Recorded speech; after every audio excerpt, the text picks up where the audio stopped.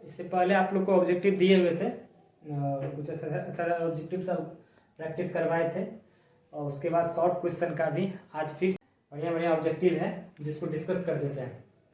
जैसे ये क्वेश्चन है, पहला question, an example of amorphous solid.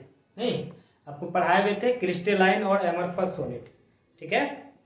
तो क्रिस्टलाइन सॉलिड का टाइप पहले आप लोग जान लीजिए, ये क्वेश्चन से आपको बन जाए। क्रिस्टलाइन सॉलिड में है ना, पहले बताए थे आपको आयनिक सॉलिड, आयनिक सॉलिड NaCl, KCl, LiCl, है ना, MgCl2, जो आयन में टूटता है आयनिक सॉलिड। उसके बाद आपको बताए थे कोवैलेंट सॉलिड। नहीं, तो कोवैलेंट सॉलिड में क्या बताए थे एग्जांपल, ये सब क्रिस्टलाइन सॉलिड का टाइप है, डायमंड, ग्रेफाइट, है ना, क्वार्टज, क्वार्टज ग्लास नहीं, क्वार्टज है कि नहीं, सिलिकॉन कार्बाइड, ये सब जो है आपको क्रिस्टलाइन सॉलिड है, मतलब कोवैलेंट सॉलिड है कि नहीं। उसके बाद मेटालिक सॉलिड, जैसे लोहा हो गया, टीन हो गया, एल्युमिनियम हो गया, है ना। तो इस तरह से आपको ध्यान रखना है। An example of amorphous solid, amorphous solid का कौन एग्जांपल है? एमरफस सॉलिड ऐसे सॉलिड को बोलते हैं जिसका, है ना, जिसके मॉलिक्यूल का अरेंजमेंट सही ढंग से नहीं होता है। जैसे रबर है, रबर को नमराएंगे तो नमर जाएगा, है ना, क्यों? क्योंकि उसका मॉलिक्यूल का अरेंजमेंट सही से नहीं होता है। रबर, साल्ट, साल्ट आपका फॉर्मूला क्या हो गया? NaCl, और भी हो सकता है NaCl, NaCl कौन है? आयनिक सॉलिड है, ये क्रिस्टलाइन सॉलिड हो गया। ग्रेफाइट, ये क्या है? क्रिस्टलाइन सॉलिड है। डायमंड क्रिस्टलाइन है, कोवैलेंट सॉलिड का टाइप है, कोवैलेंट सॉलिड का एग्जांपल है ग्रेफाइट, डायमंड, क्वार्टज, है कि नहीं। तो उसमें ये दोनों आता है, ये दोनों हो गया आपका क्रिस्टलाइन सॉलिड का। एमरफस कौन होगा? एमरफस हो जाएगा रबर। ऐसे हम ऑब्जेक्टिव बनाने के लिए बताए थे, सब जगह तो नहीं लागू होगा, कुछ कुछ क्वेश्चन में। इसमें करंट पास करेगा क्रिस्टलाइन, इसमें करंट पास नहीं करेगा एमरफस। तो ऐसे ही बताया गया, रबर करंट पास नहीं करेगा, amorphous solid. The product of the reaction, ये वाला क्वेश्चन देखिए, ऑर्गेनिक क्वेश्चन है। देखो यहाँ पर एल्कोहलिक KOH, ठीक है। जब आपको न्यूक्लियोफाइल पढ़ा रहे थे, इलेक्ट्रोफाइल, न्यूक्लियोफाइल, तो आपको यहाँ पे बताए हुए थे, है कि नहीं, एल्कोहलिक KOH में। तो अभी फिलहाल आपको इतना नहीं दिमाग लगाना है, एल्कोहलिक KOH डालेंगे। यदि एल्कोहलिक KOH नहीं डाल करके सिंपल यहाँ पर KOH डालते हैं, एक्वस KOH या एक्वस NOH, तो फिर यहाँ पर जो है आपको फिर दूसरा चीज बनता है यहाँ पर, है कि नहीं। तो KBr निकल जाता, अल्कोहल जुड़ जाता है, एक्वस KOH। ये रिएक्शन थोड़ा देख लीजिए, यहाँ पर हम बता देते हैं। जैसे मान लीजिए C2H5 Br, यदि यहाँ पर एक्वस KOH डालते, एक्वस KOH, यहाँ से KBr बाहर हो जाता है, तो C2H5OH हो जाता है, इथाइल अल्कोहल, ठीक है। लेकिन यहाँ पर क्या है? Alcoholic KOH। तो अल्कोहलिक KOH के कारण यहाँ से जो है ना Br हट जाता है, HBr बाहर हो जाता है, एसिड बेस रिएक्शन हो जाता है। जब अल्कोहलिक KOH डालते हैं यहाँ पर, यही KOH को अल्कोहलिक कर देते हैं। यहाँ पर एक्वस है ना, और ये जो KOH है इसको अल्कोहलिक, है ना। तो जब ये बेस हो गया, तो यहाँ बेस है, तो इसमें से एसिड निकलना पड़ेगा, एसिड बेस रिएक्शन होगा। तो एसिड कैसे निकलेगा? Br है, यहाँ से एगो H ले लेंगे, तो क्या होगा? HBr बाहर हो जाएगा, एगो हाइड्रोजन कम जाएगा, कितना हाइड्रोजन बचेगा यहाँ पर? C2H4, ये बन जाएगा इथिलीन, एल्कीन बन जाएगा, ठीक ना। अल्कोहलिक KOH डालेंगे एल्कीन, एक्वस KOH डालेंगे तो इथाइल अल्कोहल। इसको याद रखिएगा, बहुत अच्छा क्वेश्चन है, कॉन्सेप्चुअल क्वेश्चन है। आपको हम पूरा जो क्वेश्चन बैंक है उसमें जो कॉन्सेप्चुअल क्वेश्चन है ना, जो क्वेश्चन आपको पूछ सकता है कि नहीं, रिपीट कर सकता है, वही क्वेश्चन आपको करवा रहा है। ये क्वेश्चन देखिए, ये आपको बार बार पूछेगा, है ना। तो इस तरह का क्वेश्चन है, इसको एथिलीन बनेगा। और भी क्वेश्चन करवाएंगे, ढेर सारा क्वेश्चन करवाएंगे, ग्राफ वाला भी क्वेश्चन करवाएंगे। The unit of the rate and rate constant is same, unit of the rate and rate constant is same. Unit नहीं होगा, रेट और रेट कांस्टेंट सेम किस में होता है ना। रेट जो है, रेट और रेट कांस्टेंट दोनों किस में सेम होता है, किस ऑर्डर में होता है? तो हम लोग जानते हैं जीरो ऑर्डर में जो R होता है, R बराबर होता है कंसंट्रेशन A⁻0, ठीक है। जीरो ऑर्डर है तो पावर 0 रखेंगे, R प्रोपोर्शनलिटी साइन हटाते हैं तो क्या आता है, और किसी भी चीज पे 0 पावर उसका मान 1, R बराबर K, मतलब रेट और कांस्टेंट, रेट और रेट कांस्टेंट कब बराबर होता है, किस ऑर्डर में? तो जीरो ऑर्डर में। ये ऑप्शन था, हम ऑप्शन नहीं दिए थे। रेट और रेट कांस्टेंट किस ऑर्डर में बराबर होता है? जीरो ऑर्डर में, ठीक है। आप ऐसे भी याद कर लो, रेट और रेट कांस्टेंट किस ऑर्डर में बराबर होता है? जीरो ऑर्डर में, ठीक है। Which is not affected by temperature, कौन टेम्परेचर के द्वारा जो है प्रभावित नहीं होता है। तो टेम्परेचर के द्वारा कौन प्रभावित होता है, जिसमें आयतन होगा, वॉल्यूम, वॉल्यूम आयतन। क्या होता है जब टेम्परेचर बढ़ाइए, टेम्परेचर बढ़ाने पर क्या होता है, मॉलिक्यूल है ना, जो एलिमेंट या कंपाउंड होता है ना, उसके अंदर जो मॉलिक्यूल होता है वो क्या होता है, उसके बीच का दूरी बढ़ता है, मतलब दूर भागता है। टेम्परेचर बढ़ाने से मॉलिक्यूल दूर भागता है।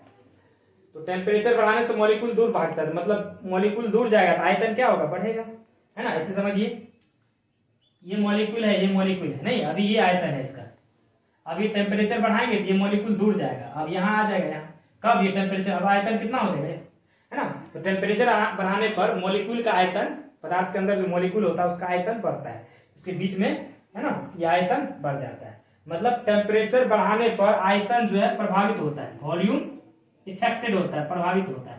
तो जिसमें जिसमें आयतन होगा वो सब प्रभावित होगा।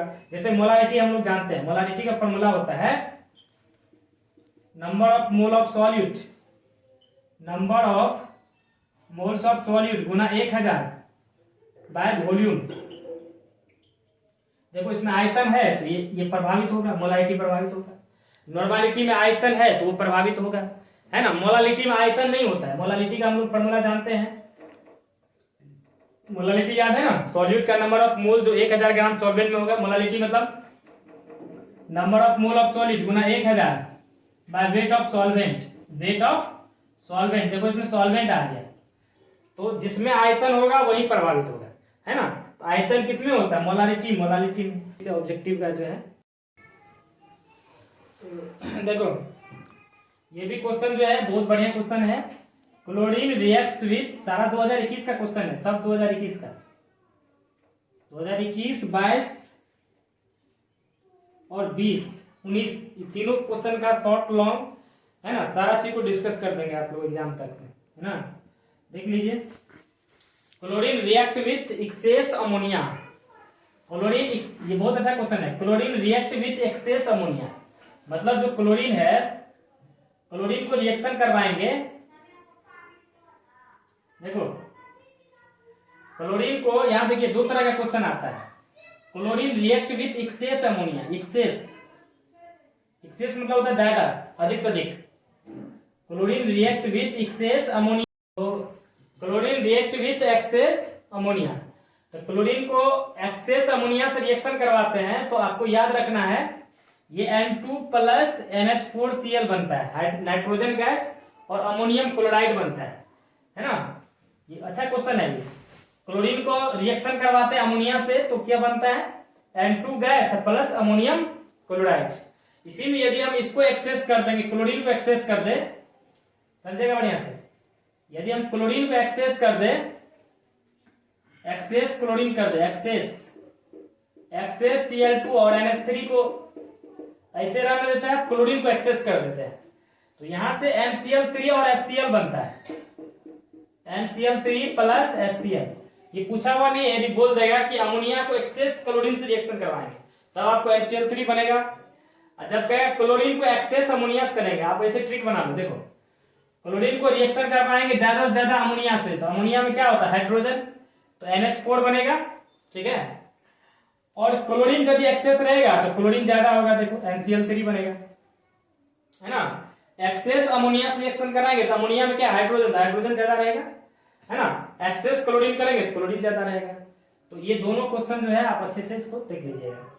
अगला क्वेश्चन है जो फिजिकल एब्जॉर्प्शन होता है, उसमें कितना किलो जूल जो हीट इवॉल्व होता है, बाहर निकलता है ना। इसे ये वाला क्वेश्चन था कि जब फिजिकल एब्जॉर्प्शन होता है तो हीट कितना इवॉल्व होता है। फिजिकल दो तरह का एब्जॉर्प्शन बताए थे, physical, chemical. Physical absorption chemical, जिसमें weak van der Waals force होता है ना, एब्जॉर्बेंट और एब्जॉर्बेंट के बीच में। और केमिकल में क्या होता है, केमिकल बॉन्ड होता है, स्ट्रॉन्ग, है ना, फोर्स होता है। तो वो बताए थे जब फिजिकल एब्जॉर्प्शन होता है तो उसमें कितना हीट बाहर निकलता है ना। तो उसमें हीट बाहर निकलता है, ऐसे तो यहाँ से 20 से 40 दिया है, लेकिन वहां पर होता है 10 से 40 किलो जूल। तो 10 से 40 के बीच वाला तो यही ना हो जाएगा, है ना। ये तो आपको ज्यादा हो गया, ये ज्यादा हो गया, कौन आंसर हो जाएगा ये। SN2 मैकेनिज्म, जो SN2 रिएक्शन है आपको पढ़ाए थे, SN1 SN1 SN2। SN2 reaction जो होता है, SN2 रिएक्शन, इसमें क्या होता है, सबस्ट्रेट, है ना, इसमें क्या होता है, SN2 रिएक्शन के लिए हम आपको बताया था स्टेरिक रिपल्सन देखना है। जितना ट्रांजिशन स्टेट में, ट्रांजिशन मतलब बीच में, ट्रांजिशन स्टेट में जितना जो है क्या होता है यहाँ पर स्टेरिक रिपल्सन हम लोग को यहाँ देखना है। कि जैसे मान लो इस पर जो कार्बोकेटाइन बनता होगा बीच में, तो या एल्काइल हैलाइड जो भी हो, क्लोरीन, इसमें हम लोग स्टेरिक रिपल्सन देखेंगे। इसमें कितना ग्रुप है, जितना कम से कम ग्रुप होगा उस पर न्यूक्लियोफाइल उतना आसानी से अटैक करेगा। मतलब ट्रांजिशन स्टेट देखते हैं बीच में, ट्रांजिशन स्टेट वाला बीच वाला स्टेट होता है।